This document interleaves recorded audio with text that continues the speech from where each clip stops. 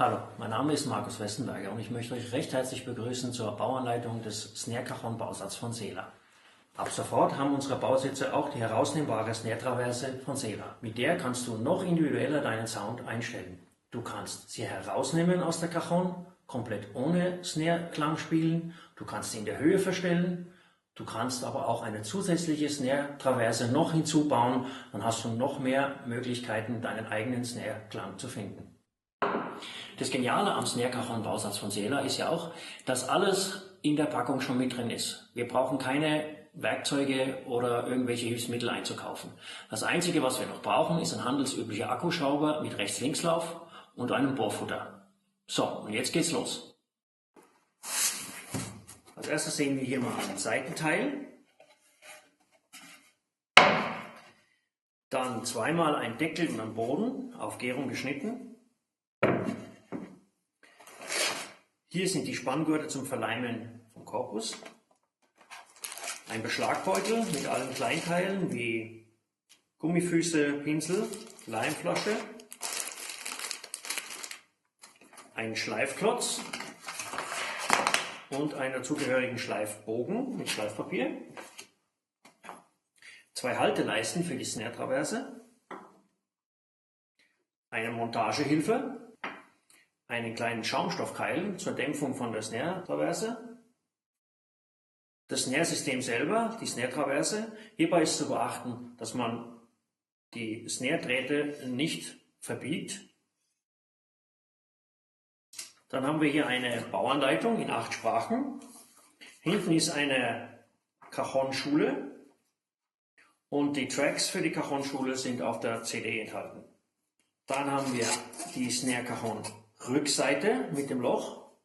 Hierbei sind die Stellen, wo die Schrauben hineinkommen, sind schon versenkt. Und dann haben wir hier die Spielfläche. Neu ist hierbei, dass das Logo jetzt vorne ist. Und die zweite Seitenfläche für die Sela Snare-Cajon. So, nun haben wir anhand der Liste und beim Auspacken festgestellt, dass alle Teile, die wir zum Cajonbauen brauchen, auch in der Packung enthalten sind. Als nächstes bereiten wir uns den Arbeitsplatz vor. Minimalanforderungen sind hier mal so 60 auf 60, 60 auf 80. Mehr ist immer besser. Und ganz ideal ist es, wenn man ein weiches Tuch unterlegt, damit die Sachen, die zum Beispiel die Spielfläche oder die Rückseite, die jetzt unten liegen bei der Montage, nicht verkratzt werden. Dann bereiten wir die Gurte vor zum Verleimen vom Korpus. Wir nehmen dieses Schloss, diese Klemme so in die Hand und lassen den Gurt so durch die Hand laufen, dass er sich nicht verdrehen kann. Bis zum Ende. Dann nehmen wir das Ende und führen es durch das Maul durch.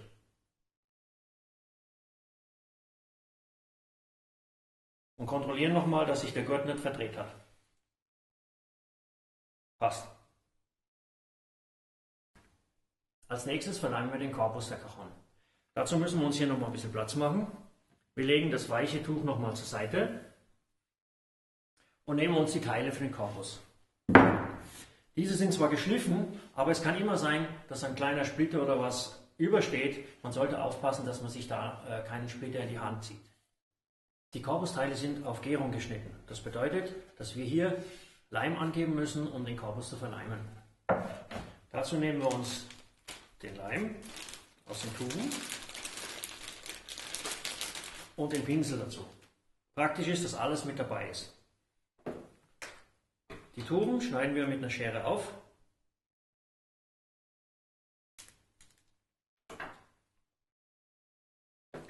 Als nächstes nehmen wir uns die Seitenteile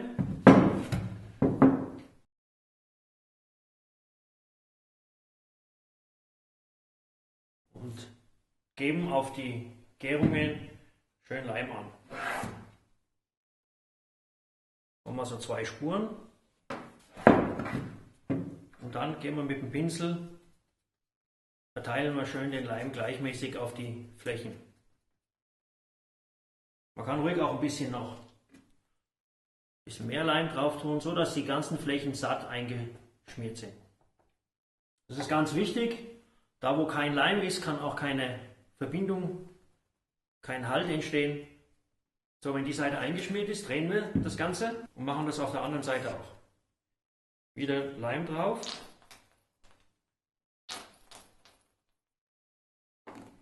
Und mit dem Pinsel gleichmäßig verteilen.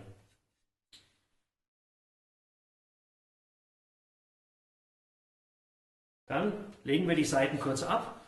Ein Tipp ist, das leicht verschieben, dass der Leim die zwei Bretter nicht zusammenhält. Legen die Seitenteile ab und das gleiche machen wir auch hier beim Boden und beim Deckel. Wer sich das am Anfang noch nicht traut mit Leim, kann das auch mal ohne machen, kann den Korpus zusammenstellen und auch ohne Leim mal zusammenziehen.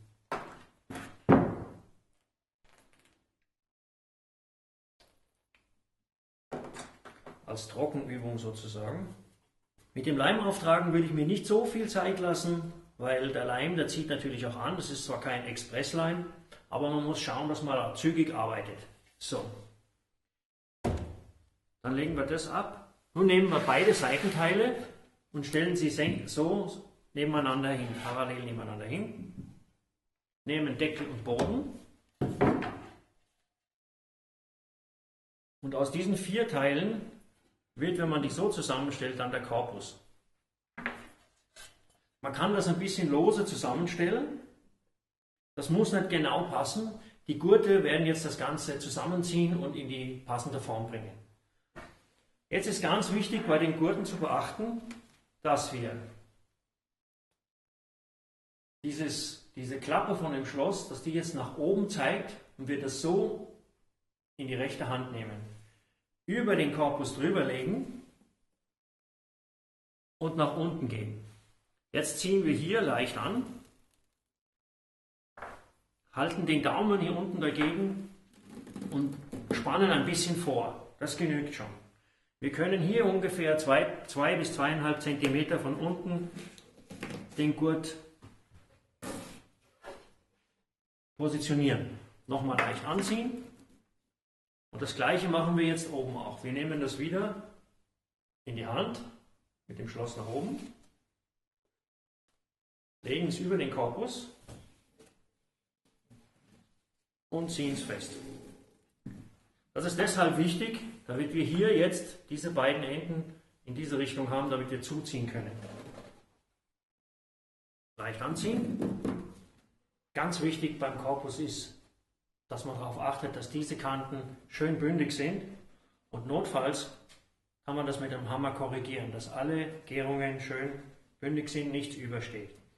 Zum endgültigen Zusammenziehen stellen wir die Cajon, stelle ich euch die jetzt mal an die Vorderkante, da zeige ich euch, wie sie dann endgültig zusammengespannt wird. Um den Korpus endgültig zusammenzuleimen, nehmen wir die Gurte hier an diesem Ende mit der Faust. Den Korpus stellen wir ungefähr 1 cm zurück von der Tischkante und gehen mit ausgestreckten Armen kurz in die Knie und ziehen das so zusammen.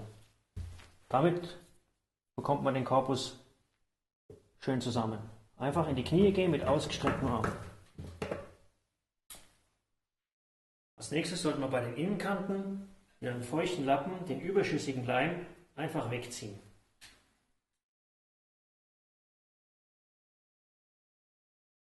Durch die Konstruktion des Korpuses mit den Gärungsschnitten ist immer gewährleistet, dass das perfekt im rechten Winkel steht, der Korpus.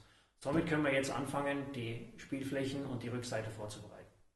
Währenddem der Korpus jetzt trocknet, der Leim also abbindet, tun wir das mal zur Seite und nehmen uns die Spielfläche vor. Die Spielfläche ist die rötlich furnierte Platte mit dem Sela-Logo unten. Hier sind auch schon die Punkte vorgepiekt, die wir dann zum Bohren hernehmen. Wir nehmen uns eine kleine Unterlage, dass wir nicht in den Tisch bohren. Jetzt kommt als erstes einmal auch der Akkuschrauber zum Einsatz. Dazu nehmen wir uns den beiliegenden Bohrer und spannen ihn in den Akkuschrauber ein.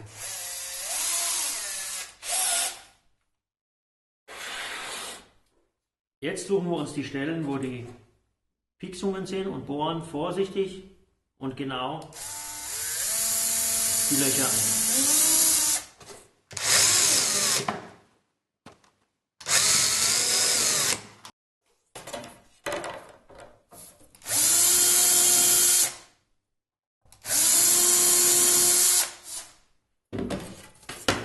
So, jetzt ist die Spielfläche gebohrt. Und falls da noch so kleine Späne überstehen, kann man das mit dem Schleifklotz hier ein bisschen wegschleifen. Als nächstes montieren wir die Halterungsleisten für die Snare-Traverse. Und zwar kommen die in den Korpus einmal links vorne und rechts vorne hin. Dazu nehmen wir einerseits die Halterungsleisten selber und diese Montagehilfe. Dann legen wir uns den Cajon-Korpus so hin, dass wir die Leisten montieren können. Zur Montage der Halterungsleisten für die Snare-Traverse nehmen wir uns diese Montagehilfe zur Hand. Die gewährleistet, dass der Abstand immer gleich ist. Wir legen die an, die Korpuskante an, legen die Leiste dazu. Wichtig ist, dass die Leiste hier, die Montageleiste, schön bündig anliegt. Halten das Ganze fest und schrauben das mit dem Akkuschrauber an. Einmal.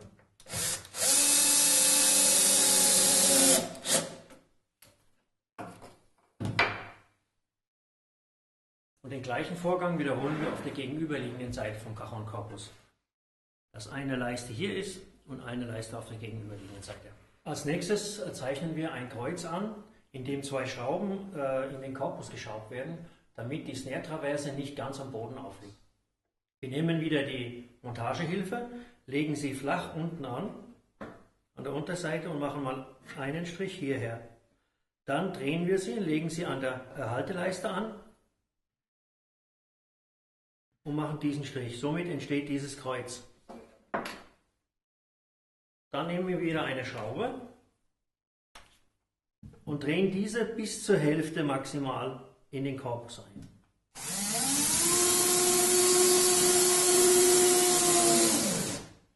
Und diesen Vorgang wiederholen wir auf der gegenüberliegenden Seite auch. So wie hier an dem Beispiel jetzt zu sehen ist, müssen die Leisten und die Schrauben positioniert sein. Ich zeige euch jetzt mal, wie das dann im Endeffekt aussieht. Die zwei Schrauben verhindern, dass die Snare-Traverse ganz unten am Boden aufliegt. Als nächsten Schritt bereiten wir die Rückseite vor, die Schalllochseite. Da machen wir uns wieder ein bisschen Platz, nehmen den Korpus zur Seite. Da muss die Innenkante und die Außenkante müssen mit dem Schleifpapier geschliffen werden. Wir haben ja hier unseren Schleifpapierbogen, den können wir im Prinzip trennen, aus 1 macht 2. Dann nehmen wir uns eine Hälfte von dem Schleifpapier, knicken das nochmal durch und schleifen jetzt die Innenkanten ein bisschen rund ab.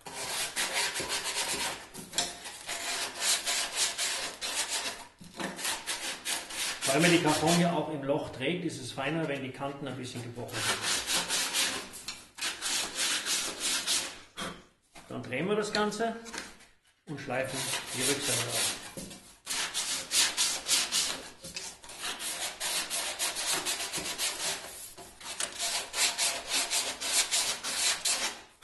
Das ist ein ganz guter Trick. Man nimmt einfach das Schleifpapier an den Daumen und geht von unten rauf und kann dann so schleifen. Jetzt haben wir die Lochöffnung geschliffen. Jetzt nehmen wir uns den Korpus her und schrauben quasi die Rückseite zuerst auf den Cajon-Korpus. Hier, wo die Leisten sind, das ist die vordere Seite, die Spielflächenseite. Da kommt die furnierte Sache drauf, die furnierte Spielfläche mit dem Logo, und hinten drauf kommt die Lochseite.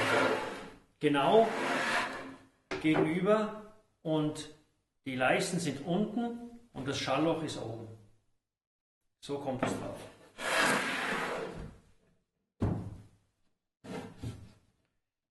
Dafür legen wir uns quasi die Rückseite genau auf den Korpus auf, vermitteln das Ganze, so dass leicht ein bisschen überall ein bisschen Holz übersteht von der Rückseite, und schrauben das mit den beiliegenden Schrauben fest.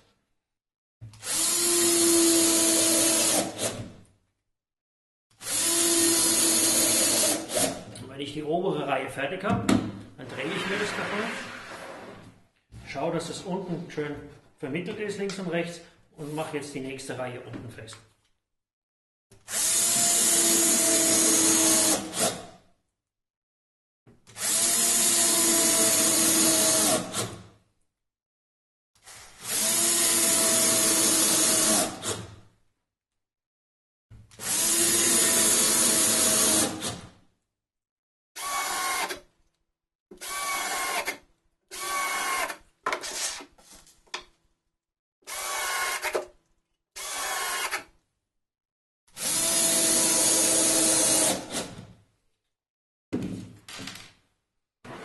So ist die Rückwand dann perfekt festgeschraubt.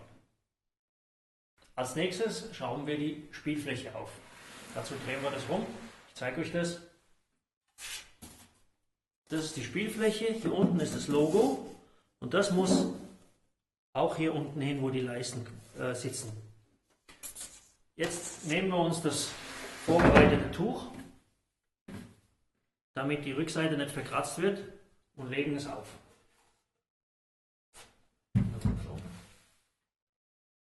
Nehmen die Spielfläche, legen es auf den Korpus auf und vermitteln das wieder. Links und rechts ist es so ein halber Millimeter, was es übersteht. Logo unten. Nehmen wieder die Schrauben und fangen mit der oberen Seite mit den 3 Schrauben an, festzuschrauben.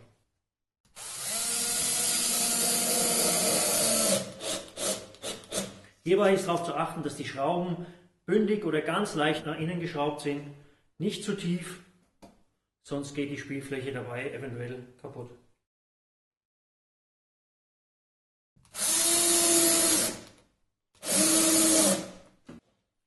Dann drehen wir es wieder um, richten das wieder ein bisschen aus und schrauben die nächste Reihe fest.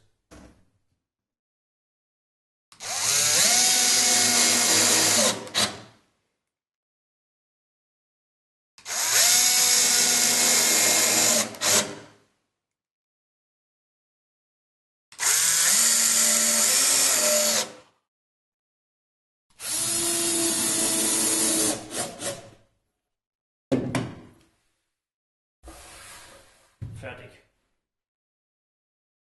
Um sicher zu gehen, dass der Leim auch wirklich den Korpus anständig zusammenhält, sollte man ca. 3 Stunden warten. Jetzt in dem Fall, wo Vorder- und Rückseite angeschraubt ist, können wir jetzt die Gurte auch schon entfernen. Dazu drücke ich einfach auf das Schloss und der Gurt gibt nach.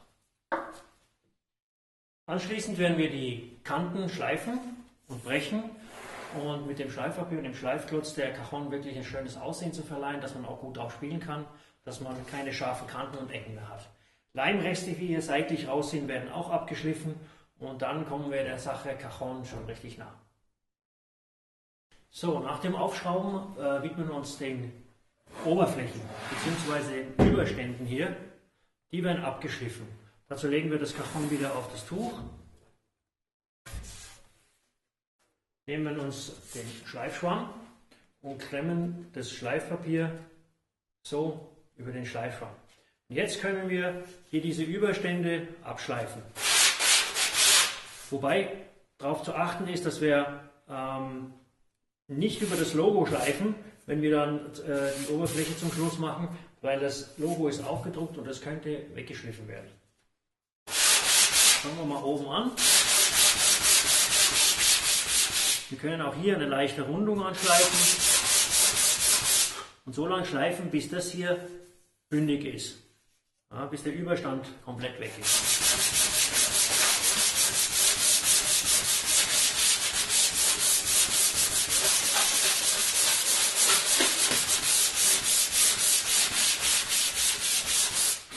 Wichtig wäre auch, dass wir hier nicht mit dem Schleifpapier in diese Richtung über die Oberfläche von der Spielfläche kommen, weil da sonst Querkratzer reinkommen und die schauen nicht schön aus.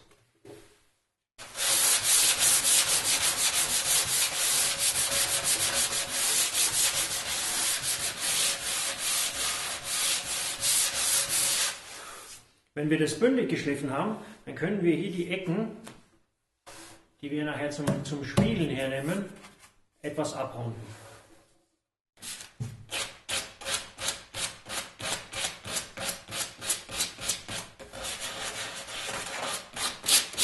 schleifen wir hier die Ecken weg, dass hier eine schöne Rundung entsteht. Das kann man mehr oder weniger machen. Und hier diese Kanten auch. Die Leimreste können wir wegschleifen.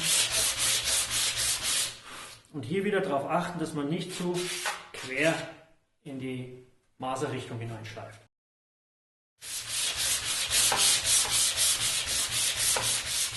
Das gleiche machen wir bei der Rückseite. Die Überstände werden auch weggeschliffen.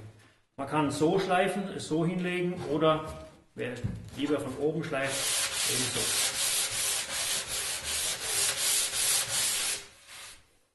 Beim Schleifen aller Flächen ist es wichtig, dass wir in Richtung der Maserung schleifen.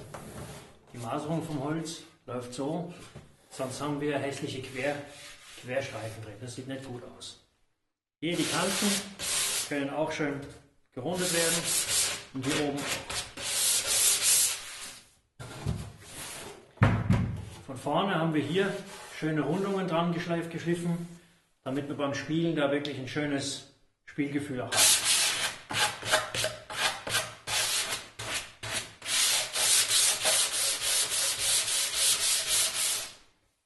Hier die Kanten sind auch gebrochen, auch schön mit dem Schleifpapier entlang hin.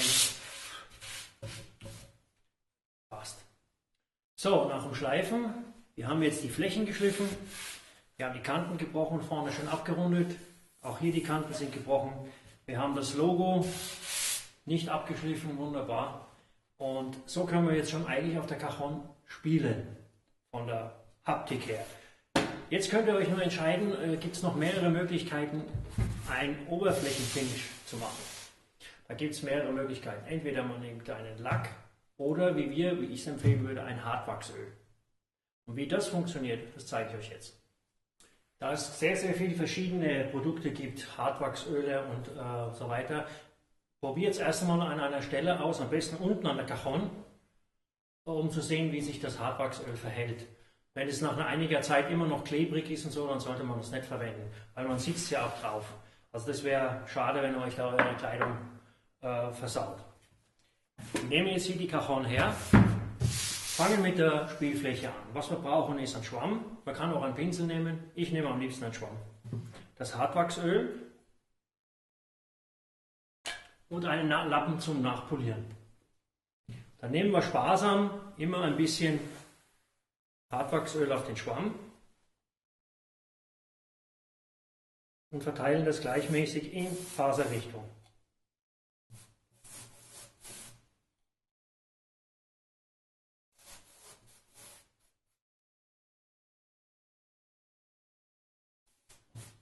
Lieber öfters rausnehmen aus der Dose, wie am Anfang gleich zu viel.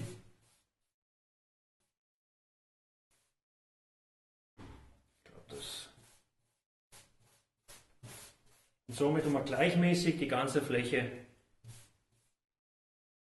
Ölen wachsen.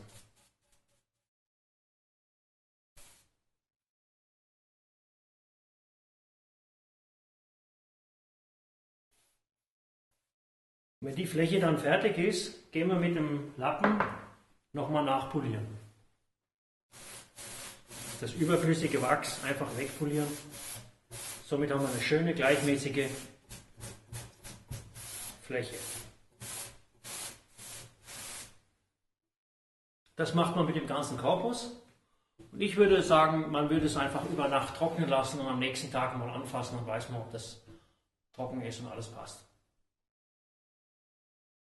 So, nun fast zum Schluss werden wir die Füße aufschrauben auf die Cajon. Dazu drehen wir sie so, dass das Logo nach oben zeigt. Das heißt, hier ist jetzt der Boden. Dazu nehmen wir die 4 Gummifüße und da kommt an jede Ecke eins dran. Um den richtigen Abstand zu wählen, haben wir wieder unsere Montagehilfe. Und da legen wir hier an und schieben das quasi von links und von rechts in diesem Abstand, teilen wir das auf. Dann haben wir überall den gleichen Abstand.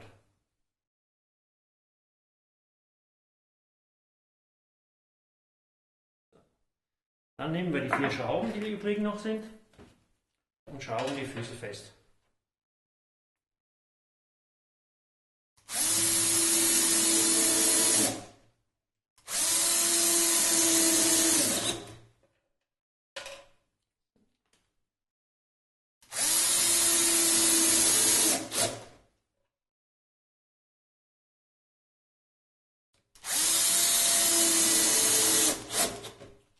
So hat die Cajon einen guten Stand.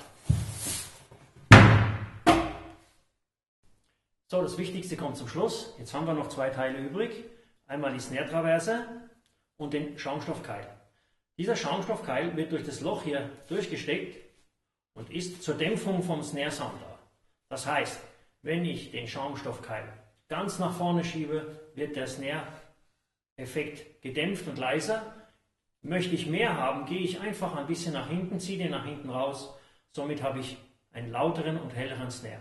Je nachdem kann ich das auch durch das Schallloch hinten immer wieder nachregulieren.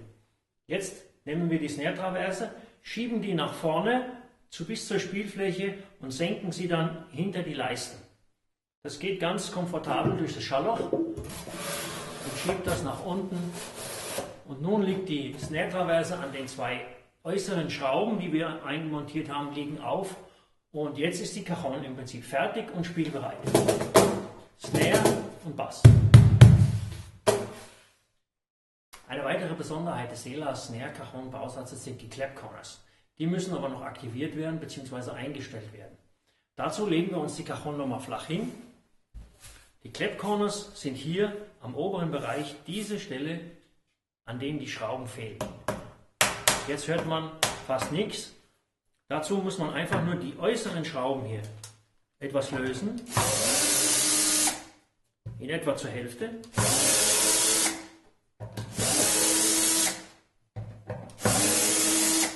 Und dann nimmt man kleine Pappstreifen so in Visitenkartenstärke, ungefähr in dieser Größe, und schiebt sie am oberen Teil der Schraube vorbei.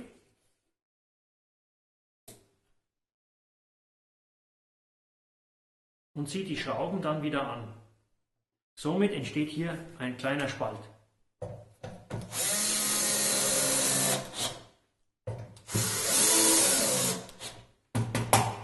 Das gleiche mache ich auf der anderen Seite auch.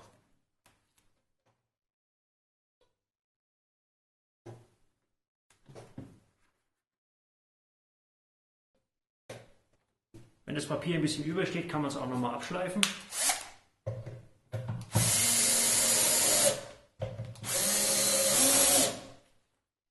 Hier ist dieser Spalt jetzt deutlich zu sehen und der Clap ist dieser Effekt.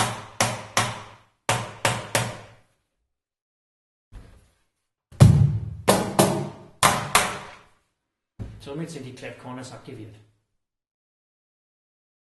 So, nun ist aus dem Sela Snare Cajon Bausatz eine richtige Cajon geworden. Ich hoffe, es hat euch so viel Spaß gemacht wie mir. Jetzt möchte ich euch nur die Sounds noch zeigen, die aus der Cajon rauskommen. Wir haben hier einen fetten Bass, eine tolle, klare Snare und die beide perfekt getrennt. Wenn ich den Bass schlage, habe ich Bass, wenn ich den Snare schlage, habe ich Snare. Zusätzlich kommt noch die Claps und auf der Rückseite, das ist immer ein Versuch wert, Bongo-ähnliche, Holzbongo-ähnliche Töne.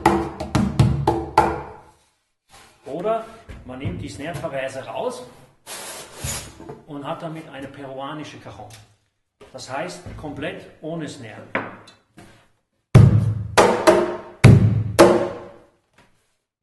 Das Ganze wieder rückwärts. Wir machen eine Snare-Traverse rein. Und wer noch mehr Snare haben will, kann eine zweite zusätzlich noch reintun. Ganz gleich wie die erste, hinten durch, vorne an die Spielfläche drücken und nach unten ziehen. So, dass sie beide übereinander liegen. Jetzt kommt extrem viel Snare daher. So, und da wünsche ich euch noch viel Spaß mit eurer selbstgebauten Sela Cajon.